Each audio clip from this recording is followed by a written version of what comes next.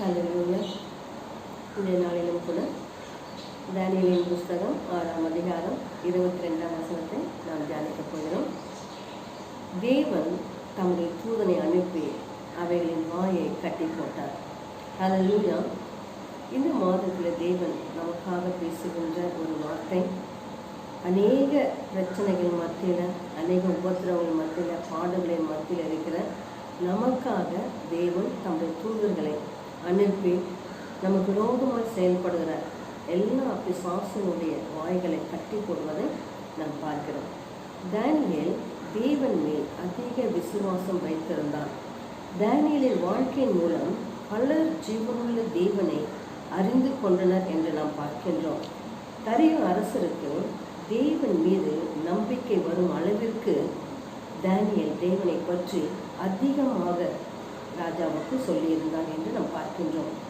தேவன் மீது இருந்த விசுவாசத்தினாலே சிங்கங்களின் வாயை தானியேல் அடைத்தார் என்று எபிரேயரின் புஸ்தகம் 11ஆம் அதிகாரம் 32ஆம் வசனத்தில் இருந்து நாம் பார்க்கிறோம். ஹல்லேலூயா. விசுவாசத்தோடு தானியேல் வேண்டிக் கொண்டபடி தேவன் தமது தூதனை அனுப்பி சிங்கங்கள் தானியேலை சேதப்படுத்தாதபடிக்கு அவைகளின் வாய்களை கட்டி போட்டார் என்று நாம் பார்க்கின்றோம். இதற்கு 3 காரணங்கள் உண்டு. முதலாவதாக, தீமை செய்பவர்கள் அதன் பலனை நிச்சயம் அனுபவிப்பார்கள் என்று பார்க்கிறோம். அடுத்ததாக, எதை விதைக்கிறோமோ அதையே அவர்கள் அறுப்பார்கள் என்று நாம் பார்க்கிறோம். மூன்றாவதாக, தங்கள் வாழ்க்கையிலே தங்கள் செயல்களின் எதிர் விளைவை அவர்களை அனுபவிப்பார்கள் என்று நாம் பார்க்கின்றோம். தானியேலின் புஸ்தகம் 6ஆம் அதிகாரம் 10 மற்றும் 11ஆம் வசனங்களை நாம் வாசிப்போம். தானியேலோ வென்றால் அந்த பத்திரத்துக்கு கையெழுத்து வைக்கப்பட்டதென்று அறிந்த போதிலும் தன் வீட்டுக்குள்ளே போய் தன் மேல் அறையில் எருசலேமுக்கு நேராக பல கனிகள் திறந்திருக்க அங்கே தான் முன் செய்து வந்தபடியே தினம் 3 வேளையும் தன் தேவனுக்கு முன்பாக முழங்கால் படியிட்டு ஜெபம் பண்ணி ஸ்தோத்திரம் செலுத்தினான். அப்பொழுது அந்த மனுஷர் கூட்டம் கூடி தானியேல் தன் தேவனுக்கு முன்பாக ஜெபம் பண்ணி விண்ணப்பம் செய்கிறதை கண்டார்கள். ஹல்லேலூயா. இன்றைக்கு தேவன் எப்படிப்பட்டதான ஒரு காரியங்களில தானியேலுக்கு உதவி செய்தார் என்பதை குறித்து தான் நாம் தியானித்துக் கொண்டிருக்கிறோம்.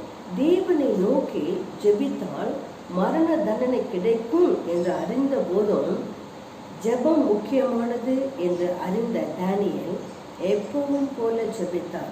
ஹல்லேலூயா. எப்பவும் போல ஜெபித்தார். ஒரு பிரச்சனை வந்துவிட்டது என்று சொல்லியோ, ஒரு உபத்திரம் வரப்போகிறது என்று சொல்லியோ, நம்முடைய ஜீவன் அழிந்து போக போகுது என்று சொல்லியோ அவன் தன்னுடைய ஜெபத்தை நிறுத்தவில்லை. ஹல்லேலூயா. அவன் எப்பொழுதும் போல அவன் தேவனை நோக்கி ஜெபித்தான். தானியேலுக்கு விரோதமாக தீமை செய்கின்ற மக்கள் எழும்பி ராஜாவிடம் முறையிடுவதை பார்க்கிறோம். தானியேல் சிங்க குகையில் போடும்படிக்கு உத்தரவு போட்டாகிவிட்டது. தானியேலை தூக்கி சிங்க கெபியிலே போட்டு முத்திரையிட்டார்கள் என்று வேதம் சொல்லுகின்றது. இந்த தேவனுடைய மனுஷனாகிய தானியேல் ராஜா நன்கு அறிந்தபடியினால் அவனை காப்பாற்ற ராஜா முயற்சி செய்கிறார். ஹல்லேலூயா. பாருங்க, இந்த ராஜாவுக்கு எந்த அளவுக்கு ஆண்டவரை குறித்து தானியேல் சொல்லி இருந்தால் அந்த தானியேல் மேல குற்றம் இல்லை, அவன் எப்படியாவது காக்கப்பட வேண்டும் என்பதில் ராஜா எவ்வளவு ஆர்வம் காட்டினார் பாருங்கள். இது தானியேலுடைய வாழ்க்கை ராஜாவை மாற்றி இருக்கிறதை நம்மால் உணர முடிகிறது. தானியேலை சிங்க குகையில போட்டு விட்டார்கள். இரவெல்லாம் அவன் அந்த சிங்க கெபிக்குள்ளதான் இருந்து கொண்டிருக்கிறான். ஆனால் இங்க ராஜாவுக்கு இரவில் தூக்கம் வரவில்லை. எப்பொழுது விடியும், எப்பொழுது நாம் போய் தானியேலை போய் சந்திக்கலாம் என்று சொல்லி அவர் விடியும் வரையிலும் காத்து கொண்டிருக்கிறார். கிழக்கு விளக்கும் வேளையிலே அவர் என்ன செய்கின்றார்? ஓடுகிறார். தானியேலை அடைக்கப்பட்ட இடத்திற்கு ஓடுகிறார். அந்த சிங்க கெபிகிட்ட ஓடி வந்தவர் துயரத்தோடு குரல் கொடுக்கிறதை பார்க்கிறோம். ஜீவனுள்ள தேவனை அவன் ஆராதித்தபடியினால் ராஜா கூப்பிடும் பொழுது, ஜீவனுள்ள தேவனுடைய தாசனே, நீ இடைவிடாமல் ஆராதிக்கின்ற உன் தேவன் உன்னை சிங்கங்களுக்கு தப்புவிக்க வல்லவராய் இருந்தாரா என்று கேட்கிறார். ஹல்லேலூயா. தானியேல் உள்ளே இருந்து பதில் கொடுக்கிறார். அவர் என்ன பதில் கொடுக்கிறார்? ராஜாவே நீர் என்றும் வாழ்க என்று சொன்னதோடு மட்டுமல்லாமல் சிங்கங்கள் என்னை சேதப்படுத்தாதபடிக்கு, அல்லேலூயா, சிங்கங்கள் என்னை சேதப்படுத்தாதபடிக்கு தேவன் தம்முடைய தூதனை அனுப்பி அவைகளின் வாய்களை கட்டி போட்டார். அல்லேலூயா. இன்றைக்கு நம்முடைய வாழ்க்கையிலும் கூட எத்தனையோ மனிதர்கள் மூலமாக நமக்கு எதிர்ப்புகள் வருகிறது, ஆபத்துகள் வருகிறது, பிரச்சனைகள் வருகிறது. இவை எல்லாவற்றிலும் தேவன் நம்மை விடுவிக்க வல்லமுள்ளவராக இருக்கிறார் என்று நாம் பார்க்கிறோம். நான் கர்த்தருக்கு முன்பாக, தானியேல் சொல்கிறான் பாருங்க, நான் ஏன் சிங்கங்களின் வாய்கள் கட்டப்பட்டது, ஏன் நான் ஆராதிக்க தேவன் என்னை தப்புவித்தார் என்று சொன்னால், நான் கர்த்தருக்கு முன்பாக குற்றமற்றவனாக இருந்தேன் என்றும் ராஜாவாகிய உமக்கு முன்பாகவும் நான் நீதிகேடு செய்யவில்லை என்பதையும் அவன் வெளிப்படுத்துகின்றான். அல்லேலூயா. நீதிமொழியின் புஸ்தகம் 20ஆம் அதிகாரத்துல 2ஆம் வசனம் இப்படியாக சொல்லுகிறது, ராஜாவை கோபப்படுத்துகிறவன் தன் பிராணனுக்கே துரோகம் செய்கின்றான். அல்லேலூயா. ராஜாவை கோபப்படுத்துகிறவன் தன் பிராணனுக்கே துரோகம் செய்கிறான் என்று சொல்லப்பட்டிருக்கிறது. இங்கு தானியேலை குற்றப்படுத்துவதற்காக எண்ணி அவனுக்கு தீமை செய்தவர்கள் பக்கம் ராஜாவின் பார்வை திரும்புகிறது. அல்லேலூயா, அல்லேலூயா. இன்றைக்கு வேதம் அழகாக உனக்கு விரோதமாக ஒரு கூட்டம் கூடினாலும் அது என்னால் எழுப்பின கூட்டம் அல்ல. எவர்கள் உனக்கு விரோதமாக எழும்புகிறார்களோ அவன் பட்சமாய் வருவார்கள் என்று சொல்லி, அல்லேலூயா. இன்றைக்கு தானியேல் ஜெபித்ததை ஒரு காரணம் காட்டி அவனை எப்படியாவது ராஜாவிடம் மாட்டி அவனுக்கு தண்டனை வாங்கி கொடுக்க வேண்டும் என்பதில் உற்சாகம் காட்டின மக்கள் இருக்கிறார்கள். ஆனால் தானியேலிடம் எந்த ஒரு மாற்றமும் இல்லை. அவன் எப்பொழுதும் போல தேவனை நோக்கி ஜெபித்தான் என்று பார்க்கின்றோம். அப்பொழுது வேதம் அழகாக சொல்கிறது, நீதிமான்கள் எப்படி இருப்பாங்களோ சிங்கத்தை போல தைரியமாக இருப்பார்கள் என்று. அதே போலதான் தானியேலும் சிங்க கெபிக்குள்ள போட்ட பொழுதும் அவன் தைரியமாக இருந்தான். நான் ஆராதிக்கிறேன் தேவன் என்னை தப்புவிக்க வல்லவர் என்பதில் விசுவாசத்தோடு இருந்தான். தானியேல் அழிப்பதற்காக ஒரு கூட்டம் தயாராகிய ராஜாவிடம் முறைத்ததல்லவா, அந்த மக்கள் தேவனுடைய பார்வைப்பட்டது என்று பார்க்கிறோம். தானியேல் அழிப்பதற்கு அனுப்பப்பட்ட அந்த சிங்கங்கள் வாய்கள் கட்டப்பட்டது. தானியேல் தேவன் மேல் விசுவாசம் வைத்தபடியால் அவனுக்கு ஒரு சேதமும் ஏற்படவில்லை. அல்லேலூயா. ஒரு சேதமும் ஏற்படவில்லை. தீமை செய்பவர்கள் அதன் வெள்ளனை அடைவார்கள் என்றபடி தானியேலின் மேல் குற்றம் சாட்டினவர்கள் அவருடைய குமாரரையும் மனைவிகளையும் பிள்ளைகளையும் கொண்டு வந்து அந்த சிங்க கெபிலை போடும்படியாக ராஜா கட்டளையிட அனைவரையும் கொண்டு வந்து சிங்க கெபிலை போட்டார்கள். அல்லேலூயா. பசியோடு இருந்த சிங்கம் இரவு வேளையில் ஜீவனுள்ள தேவனை ஆராதித்த தானியேலை சேதப்படுத்தாதபடி அமைதலாய் இருந்து விடிகாலையில் ராஜாவின் பார்வை தானியேலுக்கு துரோகம் செய்த பிள்ளைகள் மத்தியில் திரும்பினது. அவளை கொண்டு வந்து உள்ளே போட்ட பொழுது போட்ட மாத்திரத்தில் அவள் எல்லாரையும் அதை அழித்து விட்டது. அவள் எல்லாம் மடிந்து போனார்கள் என்று பார்க்கின்றோம். அல்லேலூயா. தேவனை சார்ந்து வாழ்கின்ற உங்களுக்கு விரோதமாக எந்த சிங்கங்கள் அனுப்பப்பட்டாலும், எந்த விதமான ஒருவேளை வில்லி சூனியங்களோ செய்வினைகளோ மந்திரங்களோ மாந்திரிகங்களோ ஏவல்களோ எதுவாக இருந்தாலும் உங்களுடைய வாழ்க்கையில் அவர்கள் கிரியை செய்யாதபடிக்கு தேவன் அவர்களின் வாய்களை கட்டி போடுவார். அல்லேலூயா. உங்கள் ஜீவனை எடுக்கும்படிக்கு அனுப்பப்பட்ட மக்கள் உங்களை கண்டு பயப்படும்படியாக செய்வார். அல்லேலூயா. தீமை செய்வதற்கு பதில் நீங்கள் தீமை செய்யாதீங்க. இன்றைக்கு அநேக பேர் அவர்களுக்கு துரோகம் செய்துட்டாங்க, இவங்களுக்கு தீங்கு செஞ்சுட்டாங்க, அதற்கு பதில் என்று சொல்லி பிரயாசப்படுவார்கள். தேவ பிள்ளைகள் நீங்கள் அப்படியா இருக்கக்கூடாது.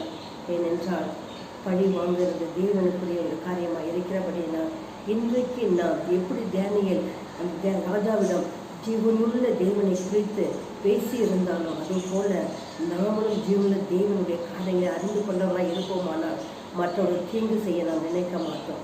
இங்கு தீங்கு செய்தவர்கள் அந்த இடத்துல மாட்டிக்கொண்டார்கள் என்று நாம் பார்க்கிறோம். அந்த தீமையானது தீமை செய்தவர்கள் நிச்சயமாக தொடும். அல்லேலூயா, அல்லேலூயா. ஆனால் தேவனை சார்ந்திருக்கும் உங்களை தீமை ஒரு நாளும் தொடாது, ஒரு நாளும் தீமை உங்களை நெருங்காது. சங்கீதம் புஸ்தகம் 91:13 சிங்கத்தின் மேலும் விரியன் பாம்பின் மேலும் நீ நடந்து வாள சிங்கத்தையும் வலு சர்ப்பத்தையும் மிதித்து போடுவாய். அல்லேலூயா. சிங்கத்தின் மேல் நீ நடந்து வாள சங்கத்தையும் வலு சர்ப்பத்தையும் மிதித்து போடுவாய் என்று சொல்லப்படும். தேவ தூதர்கள் நமக்கு பணிவிடை செய்யவும் நமக்கு ஆலோசனை தரவும் நம்மை நடத்தி கொண்டு போவதற்கும் தயாராக இருக்கிறார்கள். தேவ பிள்ளைகள் ஒவ்வொருவருக்கும் தேவன் அநேக தேவ தூதர்களை நமக்கு காவலாக வைத்திருக்கிறார், பணிவிடைக்காக வைத்திருக்கிறார், நம்முடைய கால்கள் இடராதபடி பாதுகாப்பதற்காக வைத்திருக்கிறார். இன்றைய நாளிலே தேவ பிள்ளைகள் ஒரு நாளும் வெட்கப்பட்டு போகாதபடிக்கு அவரை ஆராதிக்கிற பிள்ளைகளை தேவன் தப்புவிக்க வல்லமுள்ளவராய் இருக்கிறார் என்று பார்க்கிறோம். இங்கும் கூட ஜீவனுள்ள தேவனை ஆராதித்த தானியேலுக்கு விரோதமாக அனுப்பப்பட்ட சிங்கங்கள் தானியேலை சேதப்படுத்தவில்லை, மாறாக அவருக்கு காவலாக இருந்த அவருடைய வாய்கள் இரவெல்லாம் கட்டப்பட்டிருந்தது. காரணம் என்ன? தேவ மேல் தானியேல் வைத்திருந்த விசுவாசமே. அல்லேலூயா. எதை விதைக்கிறோமோ அதையே அறுப்போம். நாம் எதை விதைக்கிறோமோ அதையே அறுப்போம். அதனால தான் தெய்வ பிள்ளைகளாகி நீங்கள் மற்றவர்களுக்கு கேடு நினைவிக்காதபடிக்கு, மற்றவர்களுக்கு தீங்கு இழைக்காதபடிக்கு, கர்த்தருக்கு பிரியமான காரியங்களை செய்வதில் மாத்திரம் நீங்கள் கவனம் உள்ளவர்களாக இருக்க வேண்டும். அல்லேலூயா. எஸ்தர் சரித்திரத்தில் நாம் பார்த்தோம் என்றால், ஆமான் யூதர் குலத்தை அழிக்க முயற்சித்த போது மொர்தெகாய் அதை எஸ்தருக்கு அறிவிக்கிறார் என்று பார்க்கிறோம். அவளும் கூட 3 நாட்கள் உபவாசம் இருந்து அந்த எல்லா விதமான ராஜமார்கள் அங்கே இருக்கிறதான மிருகங்கள் எல்லாமே 3 நாட்கள் புசியாமல் குடியாமல் உபவாசம் இருந்து இந்த காரியத்தை நாம் ஜெயம் பெற்றுக்கொள்ள வேண்டும் என்பதில் ஆர்வம் காட்டினார்கள் என்று நாம் பார்க்கிறோம். தனக்கு மரணம் நேரிட்டாலும் பரவாயில்லை என்று சொல்லி ராஜாவுக்கு முன்பாக அவள் என்ன செய்கின்றால் நிற்கிறாள் என்று பார்க்கிறோம். ஆமான் ஒரு தூக்கு மரத்தை செய்து அதில் மொர்தெகாயை போட வேண்டும் என்று சொல்லி அவன் ஒரு பிளான் பண்ணி வைத்திருந்தான். ஆனால் பார்த்தோம்ல, எஸ்தரின் புஸ்தகம் 7ஆம் அதிகாரத்தில் 6 to 10 வசனங்கள் நாம் வாசித்தோம் என்றால், சதித்திட்டம் தீட்டும் பொழுது சில சமயங்களில் மகிழ்ச்சியாக இருக்கும், ஆனால் தீமை வரம்பு மீறும் பொழுது அது திருப்பி தாக்கும். அல்லேலூயா. எஸ்தர் ராஜா முன்பாக ஆமோனை நேரடியாக குற்றம் சாட்டுகிறார். அந்த எஸ்தருக்கு அந்த அளவுக்கு ஒரு துணிச்சல், ஒரு தைரியம் வருகிறது. காரணம், அவள் உபவாசம் இருந்து அவள் ஜெபித்து தேவனை சார்ந்து போகிறார். நம்முடைய யூத குலத்தை காப்பாற்றுவதற்கு கண்டிப்பாக கர்த்தர் நமக்கு ராஜாவின் மூலமாக ஒரு ஆதரவு கிடைக்க செய்வார், ஒரு உதவி கிடைக்க செய்வார் என்று சொல்லி, நான் செத்தாலும் பரவாயில்லை என்று சொல்லி அந்த இடத்துல அவள் செல்கின்றார். ஆனால் அந்த ராஜாவின் பார்வையில் அவளுக்கு ஒரு கருணை கிடைத்தது, தயவு கிடைத்தது என்று பார்க்கிறோம். அந்த நேரங்களிலே அந்த எஸ்தர் ராஜா என்ன செய்கிறார்? ராஜா முன்பாக, எஸ்தர் ராஜாவுக்கு முன்பாக ஆமோனை நேரடியாக குற்றம் சாட்டுகிறார்கள். அதற்கு ஏற்ற நேரம் காத்திருக்கிறார், தைரியமாக பேசுகிறார். ஆமானுக்கு அதிர்ச்சி. தன்னுடைய உயிருக்காக எஸ்தருடைய காலில விழுந்து கிடக்க வேண்டும். ஆனால் அவன் உயிருக்காக எஸ்தருடைய காலில் விழுந்து வேண்டாம், அவள் மெத்தையின் மீது விழுந்து கிடந்தான். அல்லேலூயா, அல்லேலூயா. இன்றைக்கு எஸ்தர் ராஜாக்கு எப்படியாவது தன்னுடைய குலத்தை காப்பாற்ற வேண்டும் என்று பிரயாசப்பட்டாள். அதனால தான் அவன் ராஜா முன்பாக ஆமான் செய்த குற்றத்தை எடுத்து சொல்லுகிறான். அவன் இப்படிப்பட்டதான ஒரு காரியத்தை அவன் செய்கிறான் என்று தைரியமாக பேசுகிறார். ஆனால் இப்பொழுது ஆமானுக்கு பயம் வந்துவிட்டது. அவன் என்ன செய்கிறான்? எப்படியாவது இந்த பிரச்சனைகளை காப்பாற்ற வேண்டும் என்று சொல்லி அவளை காலில் விழுந்து கிடக்கிறதுக்கு பதிலாக போய் மெத்திலே போய் விழுந்து கிடக்கின்றான். இது ராஜாவுக்கு ஒரு கோபத்தை உண்டாக்கியது என்று பார்க்கிறோம். எஸ்தரின் புஸ்தகம் 7ஆம் அதிகாரம் 9 மற்றும் 10 வசனங்கள் நாம் வாசிப்போம். ஒருவன், இதோ ராஜாவின் நன்மைக்காக பேசின மொர்தெகாய்க்கு ஆமான் செய்வித்த 50 முழ உயரமான தூக்கு மரம் ஆமானின் வீட்டண்டை நாட்டப்பட்டு இருக்கிறது என்றான். அப்பொழுது ராஜா, அதிலே அவனை தூக்கி போடுங்கள் என்றார். அப்படியே ஆமான் மொர்தெகாய்க்கு ஆயத்தம் பண்ணின தூக்கு மரத்தில் ஆமானை தூக்கி போடுவதை பார்க்கிறோம். அப்பொழுதுதான் அவனுக்குள்ளாக ஒரு அமைதி வந்தது. நாம் மாம்சத்தில் விதைத்தால் மாம்சத்தின் பலனையும், ஆவியில் விதைத்தால் ஆவிக்குரிய பலனையும் அடைவோம். மாம்சத்துக்கென்று விதைக்கிறவன் மாம்சத்தினால் அழிவை அறுப்பான். இன்றைக்கு தீமையை விதைக்காமல் இருந்தால் நல்லது. கர்த்தரை சார்ந்து இருப்பவர்கள், கர்த்தரை தேடுகிறவர்கள், கர்த்தர் மேல் விசுவாசம் வைப்பவர்களுக்கு தேவனால் நியமிக்கப்பட்ட தூதர்கள் அனுப்பப்பட்டு அவருடைய காரியங்கள் எல்லாவற்றையும் வாய்ப்பு செய்ய வல்லவராக இருக்கிறார் என்று பார்க்கிறோம். தானியேலின் புஸ்தகம் 3ஆம் அதிகாரம் 28ஆம் வசனத்திலே, அப்பொழுது நேபுகாத்நேச்சர் வசனித்து, சாத்ராக், மேஷாக், ஆபேத்நேகோ என்கிற தேவனுக்கு ஸ்தோத்திரம், அவர்கள் தங்களுடைய தேவனை தவிர வேறொரு தேவனை சேவித்து பணியாமல் அவரையே நம்பி ராஜாவின் கட்டளையை தள்ளி தங்கள் சரீரங்களை ஒப்பு கொடுத்ததினால் அவர் தமது தூதனை அனுப்பி தம்முடைய தாசரை விடுவித்தார். ஹல்லேலூயா. தானியேலை போல இங்கும் நாம் பார்க்கிறோம், சாத்ராக், மேஷாக், ஆபேத்நேகோ என்ற 3 பேரும் தேவன் மேலே நம்பிக்கை உள்ளவர்களாக, விசுவாசம் உள்ளவர்களாக, தேவனை சார்ந்தவர்களாக இருந்தார்கள் என்று வேதம் சொல்லுகிறது. அவர்கள் தேவனை மாத்திரம்தான் நான் சேவிப்பேன், நாங்கள் தேவனை மாத்திரம் நாங்கள் ஆராதிப்போம் என்று சொல்லி அவர்களுக்கு வைக்கப்பட்டிருந்த அந்த சிலைகளை வணங்க சொல்லும் பொழுது அதை நாங்கள் வணங்க மாட்டோம், அதை நாங்கள் பணிந்து கொள்ள மாட்டோம் என்று சொல்லுகிறார்கள். இந்த சாத்ராக், மேஷாக், ஆபேத்நேகோ 3 பேரையும் ராஜா கோபமுற்று எரிகின்ற அக்னி சூழலை போடும்படி கட்டளை இடுகிறார். அந்த கட்டளை மிக கடுமையாக இருந்தது. இப்பொழுதும் அடிக்கிற வெயிலில் நாம் கொஞ்ச நேரம் இருக்க முடியவில்லை, அவ்வளவு வேதனையாக இருக்கிற வெயிலின் தாக்கம். ஆனால் எரிகின்ற அக்னி சூளையில அவளை போடுவதற்கு ஆயத்தமாகிறார்கள். அப்போ அந்த எரிகிற அக்னி சூளையில அவளை போடும் பொழுது எவ்வளவு ஒரு அக்னியின் தாக்கம் இருக்கும். அந்த இடத்திலே அவரை காப்பாற்றுவதற்கு யாரும் இல்லை என்று சொல்லி ராஜாவே பேசுகிறார். எந்த தெய்வங்களை காப்பாற்ற போவது பார்க்கலாம் என்று ராஜா சொல்லுகிறார். ஆனால் இந்த 3 பேரும் தன்னுடைய காரியத்திலே உறுதியாக இருந்தார்கள். இந்த விசுவாசம் பெரியதாக இருந்தது. ஹல்லேலூயா. ராஜா என்ன சொல்கிறார் தெரியுமா? நீ ஒரு முறை அந்த எல்லா விதமான மியூசிக்கும் வாசிக்கும் போது வணங்கி விடு என்று சொல்லி அவர்கள் சொல்லுகிறார்கள். இதை குறித்து உங்களுக்கு பேசுங்களுக்கு அவசியம் இல்லை என்று சொல்லிவிட்டதோடு மட்டும் இல்லாமல் அதை வணங்குவதற்கு, பணிந்து கொள்வதற்கு அவர் தயாராக இல்லை. ராஜா என்ன செய்கின்றார்? தன்னுடைய இராணுவத்தில் பலசாலிகளான புருஷர்களை அழைத்து கொண்டு வந்து நீங்கள் தூக்கி கொண்டு போய் இவரை அக்னியிலே போடுங்கள் என்று சொல்லி கட்டளை இடுகிறார். ராஜாவின் கட்டளைக்கு கீழ்ப்படிந்து அந்த இராணுவத்திலே பலசாலிகள் 3 பேரும் வந்து சாத்ராக், மேஷாக், ஆபேத்நேகோ என்ற 3 பேரையும் கொண்டு போய் அக்னியிலே போடும்படியாக வருகிறார்கள். தூக்கி கொண்டு வருகிறவர்கள் அந்த அக்னி பட்டு மறித்து போனார்கள். ஆனால் அக்னி நடுவிலே போடப்பட்ட அவர்கள் இப்பொழுது 4 பேராக உலாவிக் கொண்டிருக்கிறார்கள். ஹல்லேலூயா, ஹல்லேலூயா. அற்புதங்களை செய்கிற தேவன் தூதனை அனுப்பி நம்மை காப்பாற்றுகிறார். ராஜா, எந்த ராஜா அவளை அக்னியில போடு என்று சொன்னாரோ இப்போ இந்த ராஜாவுக்கு ஆச்சரியம், அவளுக்கு ஆச்சரியம். அவள் அந்த அக்னிக்கு, அந்த சூளைக்கு அருகிலே வருகிறார். 3 பேரை அல்லவா நாம் போட்டோம், 4ஆவதாக ஒரு ஆள் தெய்வ மனுஷனை போல தெய்வ குமாரன் சாயல் இருக்கிறதே என்று சொல்லி அந்த அக்னிக்கு அருகிலே வந்து ஜீவனுள்ள தேவனுடைய தாசர்களே என்று சொல்லி அவளை அழைக்கும் அளவிற்கு அவருடைய விசுவாசத்தில் உறுதியாக இருந்தார்கள். ஹல்லேலூயா.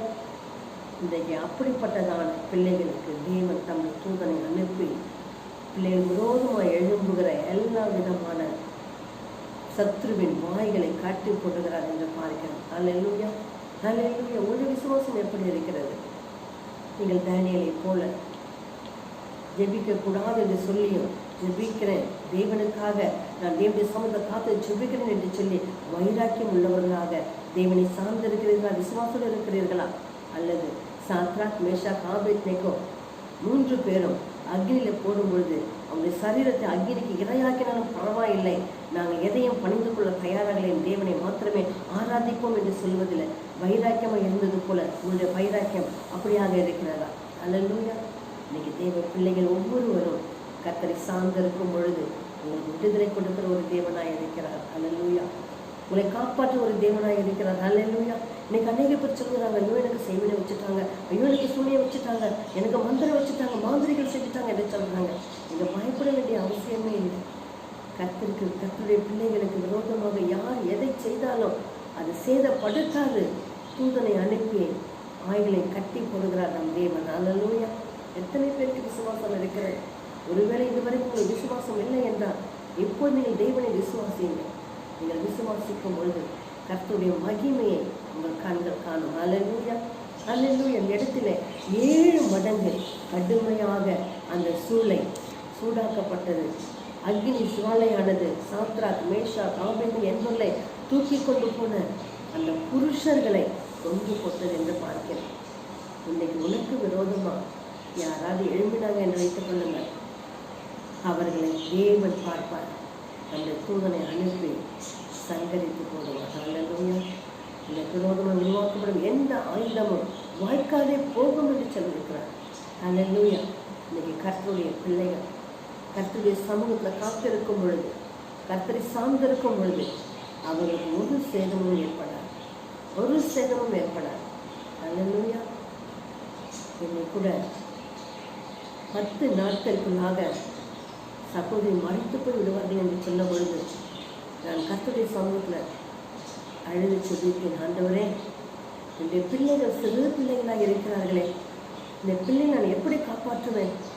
இப்படிப்பட்டதான ஒரு சூழ்நிலையில் நான் மறித்து போனால் இந்த பிள்ளைகள் எப்படி வளரும்? யார் இந்த பிள்ளைகளை பாதுகாப்பான் என்று சொல்லி நான் கதறி அழுத பொழுது என் தேவன் சொன்னார், நான் உனக்கு ஜீவன் கொடுக்கிறேன், நீ எனக்கு ஊழியம் செய்ய சொல்லி. இன்றைக்கு வரையிலும் கர்த்தருடைய ஆவியானவர் எங்களையும் எங்கள் பிள்ளைகளையும் நடத்தி கொண்டு வருகிறார். ஹல்லேலூயா. தெய்வ ஆவியானவர் எங்களுக்கு விரோதமாக செய்யப்பட்ட செய்வினைகளை ஒன்றுமில்லாமல் ஆக்கி போட்டார். எங்களுக்கு விரோதமாய் பேசின மக்களுடைய வாய்கள் கட்டப்பட்டது. எங்களுக்கு விரோதமாக முறுமுறுத்த மக்களுக்கு முன்பாக தேவன் எங்கள் தலையை நிமிர செய்தார். ஹல்லேலூயா. இன்றைக்கு உங்களையும் தேவன் பாதுகாக்கிற தேவனாக இருக்கிறார். உங்களுக்கு விரோதமாக எத்தனை விதமான சிங்கங்கள் எழும்பினாலும், கடன்காரர்களா, செய்வினையினால் பாதிக்கப்பட்டவர்கள் யார் எதுவாய் உங்களுக்கு தேவையில்லாத காரியங்களை செய்தாலும் கர்த்தருடைய ஆவியானவர் உங்களுக்கு விரோதமாக எழும்புற அப்படிப்பட்ட மக்களுடைய வாய்களை கட்டி போடுவார். உங்களுக்கு விரோதமாக செயல்படுகிற மக்களுடைய வார்த்தைகள், அவங்களை விட்டுகிற சாபங்கள் ஒரு நாளும் உங்களை சேதப்படுத்தாது. வேதத்தில் காரணம் இல்லாமல் விட்ட சாபங்கள் பலிக்காது என்று சொல்லி இன்னைக்கு தேவ பிள்ளைகளை நீங்கள் தேவனை சார்ந்து இருக்கும் பொழுது, தேவன் எப்படி தானியேல் சிங்கக்கேபில் போடப்பட்ட பொழுதும் அவன் ஜீவனை பாதுகாத்தாரோ, சிங்கங்களின் வாய்களை கட்டி போட்ட எந்த சிங்கங்கள் அழிக்கும் என்று சொன்னார்களோ அதே சிங்கத்தின் வாய்கள் கட்டப்பட்டிருந்தது. எந்த அக்னி இந்த 3 பேர் எரிக்கும் என்று சொல்லப்பட்டதோ அந்த அக்னி நடுவில் 3 பேர் உலாவினார்கள். அந்த வல்லமுள்ள தேவன் இன்றைக்கு உங்களுக்கு துணையாக இருக்கிறார். உங்களுக்காக தேவ தூதர்களை அனுப்பி உங்களை பாதுகாக்க வல்லமை உள்ளவராக இருக்கிறார். இன்றைக்கு தேவன் தாமே உங்களோடு கூட இருந்து உங்களோடு கூட வாசம் செய்கிறார். அவர் உங்களை விட்டு விலகுவதும் இல்லை, உங்களை கைவிடுவதும் இல்லை. தேவனை விட்டு விலகி போகிறவர்கள், தேவனை மறுதளிக்கிறவர்கள், தேவன் அருவருக்கத்தை செய்கிறவர்களுக்கு தேவன் உதவ மாட்டார். தேவ பிள்ளைகளுக்கு, தேவனையே சார்ந்து இருக்கிறவர்களுக்கும் அவரை தேடுகிறவர்களுக்கும் எதிராக யார் எழும்பினாலும் தேவன் தம்முடைய தூதனை அனுப்பி சிங்கத்தின் வாயை கட்டி போட்டது போல உனக்கு விரோதமாக யாரும் எழும்பாதபடி, உன்னை சேதப்படுத்தாதபடி அதன் வாய்களை கட்டி போடுவார் என்று நிச்சயம். ஹல்லேலூயா. ஹல்லேலூயா. சிங்கம் காட்டுக்கே ராஜா, அதை பார்த்தால் எல்லாருமே பயப்படுவார்கள். ஹல்லேலூயா. அது மாம்சத்தை பார்த்தால் விடாது. ஆனால் தானியேல் தேவனை ஆராதித்து வந்ததால், தேவனுடைய ஆவி அவனிடம் இருந்ததால் இரவெல்லாம் சிங்கத்தோட தான் இறந்தான். அவைகள் ஒன்றும் அவனை நெருங்கவில்லை, அவனுடைய மாம்சத்தை தொடவில்லை, அவனை சேதப்படுத்தவில்லை. ஹல்லேலூயா. எனக்கு அன்பான சகோதர சகோதரிகளே, நீங்கள் எதற்கும் பயப்பட வேண்டாம். மனிதனை அழிக்க சிங்கம் அனுப்பப்பட்டது. உன்னை அழிக்க ஒருவேளை செய்வினை ஆவிகள், வில்லி சுனித்தின் ஆவிகள் அனுப்பப்பட்டிருக்கலாம், அல்லது ஏற்கனவே அனுப்பப்பட்டிருக்கலாம், அல்லது புதிதாக முயற்சி எடுத்தாலும் நீங்கள் கலங்கவே கலங்காதீர்கள். இந்த சிங்கங்கள் உன்னை அழிக்காதபடி உன்னை சேதப்படுத்தாதபடி தேவன் தம்முடைய தூதனை அனுப்பி, அல்லேலூயா, தேவன் தம்முடைய தூதனை அனுப்பி அதன் கிரியைகளை அழித்து போட்டு உனக்கு எதிராக எழுப்பின தீமை செய்கிற நினைக்கிற அனைத்து மக்களிடமிருந்து உன்னை விலக்கி பாதுகாப்பார். அல்லேலூயா. விசுவாசிக்கிறீர்களா? உடைய விசுவாசத்தின்படியே உங்களுக்கு தேவன் செய்வார். இன்று உன்னை பாதுகாக்கிற உன் தேவன் உன் வல பக்கத்திலே உனக்கு நிழலாய் இருக்கிறார். சங்கீதம் 91, உன் வழிகளில் எல்லாம் உன்னை காக்கும்படி உனக்காக தம்முடைய தூதர்களுக்கு கட்டளையிடுவார் என்று சொல்லப்பட்டிருக்கிறது. இந்த மாதம் தேவ தூதனை அனுப்பி தேவன் உங்களை காக்கிறவராக இருக்கிறார், உங்களை விடுவிக்கிறவராக இருக்கிறார். இந்த கொரோனா வைரஸ் நிமித்தமாக எத்தனையோ ஜனங்கள் பாதிக்கப்பட்டு இருக்கும் பொழுது அப்படிப்பட்டதான வியாதிகள், அப்படிப்பட்டதான வேதனைகள் உங்களை தொடாதபடி, உங்களை சேதப்படுத்தாதபடி உங்களை பாதுகாக்க வல்லமுள்ள தேவனாக இருக்கிறார். அல்லேலூயா, அல்லேலூயா. எப்படிப்பட்டதான வியாதிகள் வந்தாலும் நீங்கள் பயப்பட வேண்டாம், அது உங்களை சேதப்படுத்தாது. கர்த்தருடைய ஆவி உங்களுக்கு இருக்கிறபடினால் அவர் உங்களை பாதுகாக்க வல்லமுள்ளவராக இருக்கிறார். நீங்கள் தானியேலை போல தேவன் மேல் விசுவாசம் வையுங்கள். சாத்ராக், மேஷாக், ஆபேத்நேகோ என்பவர்களைப் போல தேவன் மேல விசுவாசம் வையுங்கள். அந்த விசுவாசமே உங்களை பாதுகாக்க வல்லமுள்ளதாக இருக்கிறது. அல்லேலூயா. இன்றைக்கு தேவன் தம்முடைய தூதனை அனுப்பி சிங்கங்களின் வாய்களை கட்டி போட்டார். அதே போல இந்த மாதத்தை தேவன் உங்களுக்கு வாக்கு கொடுத்திருக்கிறார். நீங்கள் எந்த காரியத்தை குறித்து இது நாள் வரைக்கும் பயந்தீர்களோ, எந்த காரியத்தை குறித்து இது நாள் வரைக்கும் கவலைப்பட்டீர்களோ, அந்த காரியத்தை குறித்து இனி நீங்கள் பயப்பட வேண்டாம், இனி நீங்கள் கவலைப்பட வேண்டாம். ஒருவேளை வியாதியை குறித்து நீங்கள் கவலைப்பட்டிருப்பீர்களானால், ஒருவேளை இப்படிப்பட்ட செய்திகளை குறித்து நீங்கள் கவலைப்பட்டிருப்பீர்களானால், இன்றைக்கு அப்படிப்பட்டதான மக்களை தேவன் சந்திப்பார். அப்படிப்பட்டதான மக்கள் இனி வரும் நாட்களில் உங்களுக்கு விரோதமாக எழும்பாதபடிக்கு உங்களை தேவன் தூதனை அனுப்பி பாதுகாத்துக் கொள்வார். எனக்கு அன்பான தேவ பிள்ளைகளே, கர்த்தரை தேடுகிறவர்களுக்கு ஒரு நன்மையும் குறைவுபடாது என்று சொன்னார். ஆமாப்பா, இன்றைக்கு தேவன் அப்படிப்பட்டதான ஒரு சாக்கியத்தை உங்களுக்கும் எனக்கும் கொடுத்திருக்கிறார். அவரை தேடுகிற பிள்ளைகளுக்கு விரோதமாக யார் எழும்பினாலும் அவர் உங்களை ஒரு நாளும் விட்டுக் கொடுக்கிற தேவன் அல்ல. தேவன் சொல், நீ என்னால் மறக்கப்படுவதில்லை என்று சொல்லுகிறார், நீங்கள் எனக்கு விசேஷித்தம் என்று சொல்லுகின்றார். அந்த வல்லமுள்ள தேவன் அவரை சார்ந்து வாழ்கிற உங்களை விட்டு விடுவாரா? ஒரு நாளும் விட மாட்டார். அவர்களை நேசிக்கிறவராக இருக்கிறார், உங்கள் மேல் அன்பு வைக்கிற தேவனாக இருக்கிறார். இப்போது உங்களுக்காக நான் சிறிய சபத்தை எழுதுகிறேன். என்னோடு கூட சேர்ந்த நீங்களும் கூட கண்களை மூடி ஒருமுறைப்படுங்க. தானியேலை பாதுகாத்த தேவன், சாத்ராக், மேஷாக், ஆபேத்நேகோவை பாதுகாத்த தேவன் இன்றைக்கு உங்களையும் பாதுகாக்க வல்லமுள்ள தேவனாக இருக்கிறார். ஜெபிப்போமா? அல்லேலூயா. எங்களை நேசிக்கின்ற நல்ல ஆண்டவரே, இதோ இந்த பரிசுத்த நாளிலும் கூட இந்த மாதத்தில் தேவன் இந்த பிள்ளைகளை கொடுத்த வாக்கு தத்துவத்தின்படியாக தேவன் தம்முடைய தூதனை அனுப்பி சிங்கங்களின் வாய்களை கட்டி போட்டார் என்று சொன்னபடியாக, ஆம் ஆண்டவரே, கடந்த 4 மாதங்களும் என் பிள்ளைகளை பாதுகாத்து வழிநடத்தி 5வது மாதத்தை காண செய்திருக்கிறேன். இந்த மாதத்தில் இந்த பிள்ளைகள் ஆண்டவரே கவலை என்று, கண்ணீர் என்று, வேதனை என்று சொல்லி ஆண்டவரே புலம்பாதபடிக்கு என் தேவன் எனக்காக யாவையும் செய்து முடிப்பார் என்ற விசுவாசத்தை பிள்ளைகளுக்கு கொடுங்க. இன்னும் கடந்த மாதங்கள் அநேகர் வேலைக்கு போக முடியாதபடிக்கு ஆண்டவர் ஊரடங்கு சட்டத்தின் நிமித்தமாக வீடுகளில் இருந்தாலும் என் தேவன் அவளை இம்மட்டமாய் பாதுகாத்து இனியும் என் பாதுகாப்பேன் ஆண்டவரே. ஒவ்வொரு பிள்ளைகளுக்கும் ஆண்டவரே இதோ இந்த மாதத்தை நடத்துவதற்கான எல்லா விதமான பொருளாதார தேவைகளை சந்திக்கும்படியாக நான் ஜெபிக்கின்றேன். ஆண்டவரே, வீணான செலவுகளை பிள்ளைகளுக்கு வராதபடி நீர் பாதுகாத்துக் கொள்ளுங்க. ஆமாம் ஆண்டவரே, எந்த விதத்திலும் ஆண்டவரே பிள்ளைகள் பயந்து போகாதபடிக்கு தானியேலை போல ஆண்டவரே, ஆமாப்பா தைரியமாக இருக்கு ஆண்டவரே.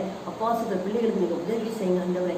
நீதிமான் சிங்கத்தை போல தைரியமாக இருப்பென்று சொன்னபடியாக இந்த நாளிலே அப்பா எந்த ஒரு காரியத்தை குறித்து பிள்ளைகள் பயந்து கொண்டு ராகாதபடிக்கு என் தேவ ஆவியானவர் ஒவ்வொரு பிள்ளைகளுக்கும் ஆண்டவரே, ஆமாம் ஆண்டவரே, நாங்கள் ஜீவனுள்ள தேவனை ஆராதிக்கிறோம் என்று சொல்லி விசுவாசம் வைத்து அந்த ஜீவனுள்ள தேவன் எங்களை தப்புவிக்க வல்லமுள்ளவராக இருக்கிறார், எங்களை பாதுகாக்க வல்லமுள்ளவராக இருக்கிறார் என்று சொல்லி அவரை விசுவாசித்து தேவனுடைய அன்பில் நிலைத்திருக்க நீங்கள் உதவி செய்ய நான் சொல்லிக்கிறேன். தொடர்ந்து ஒவ்வொருவரும் நீர் ஆசீர்வதிங்க, பலப்படுத்துங்க, பாதுகாத்துக் கொள்ளுங்க. தொடர்ந்து நாங்களும் கூட பிள்ளைகளுக்காக செய்கிற ஜபங்களின் மூலமாக பிள்ளைகளுடைய எல்லா தேவையும் சந்திக்கப்படட்டும். அவரை ஆசீர்வதிங்க, பெரிய காரியங்களை செய்ய இயேசுவின் நாமத்தில் ஜெபம் கேளும் ஜீவன நல்ல பிதாவே.